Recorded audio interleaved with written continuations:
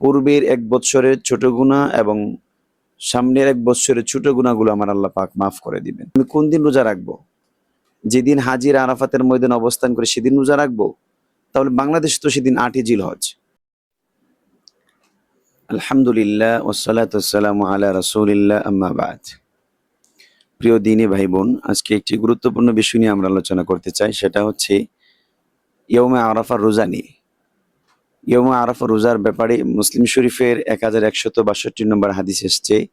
হাদিসটা বর্ণনা করেছেন হযরত আবু কতাদা রাদিয়াল্লাহু তাআলা আনহু। তিনি বলেছেন, রাসূল সাল্লাল্লাহু আলাইহি সাল্লাম বলেছেন, সিয়ামু ইয়াউমি আরাফাহ আহতাসিবু আলাল্লাহি আইয়ুকাফিরা সানাতাল্লাতী ক্বাবলাহু ওয়াস সানাতাল্লাতী বা'দাহু।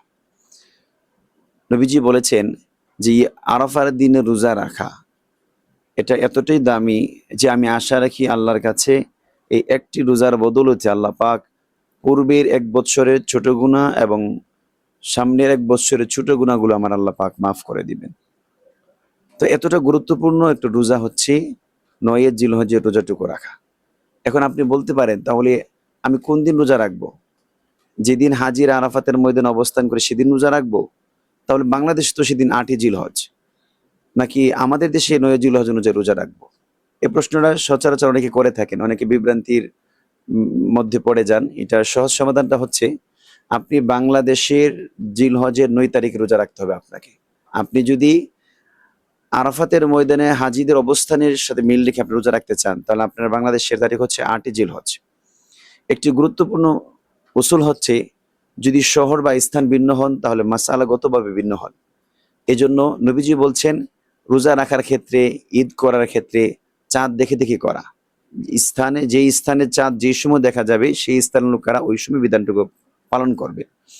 এখন আপনি যদি 8ই জিলহজ রোজা রাখতে চান, তাহলে আপনি যে সময় সাহারি খাইলেন ওই সময় তারা তাহাজ্জুদ পড়তেছে। আবার আপনি যে সময় 8ই জিলহজে আপনি ইফতার করতেছেন ওই সময় তারা রোজাদার। তাহলে আপনি তাদের সাথে কেমনে মিল রাখলেন? সৌদি আরবের সাথে আমাদের সম্পর্কটা, পার্থক্যটা মাত্র 3 ঘন্টা সময়ের, কিন্তু চাঁদের পার্থক্য হচ্ছে 1 দিনের।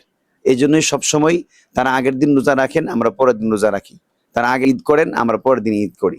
এই জন্য স্থান ভিন্ন হওয়ার কারণে 1 দিনের ভিন্নতা পাওয়া যায়, শুধু সময়ের ব্যবধান নয়। এই জন্য বাংলাদেশের আমরা যারা আছি, আমরা অবশ্যই আমরা 9 জিলহজে রোজা রাখবো ইনশাআল্লাহ। এর বিনিময়ে আমরা এত দামি এবং ফজিলতপূর্ণ সময়টুকু ইনশাআল্লাহ কাটাইতে পারবো এবং আমরাও সেই সওয়াবের অধিকারী ইনশাআল্লাহ আমরা হয়ে যাব। যদি এই ভিডিওটার মাধ্যমে আপনি উপকার পেয়ে থাকেন তাহলে অবশ্যই শেয়ার করে দিবেন।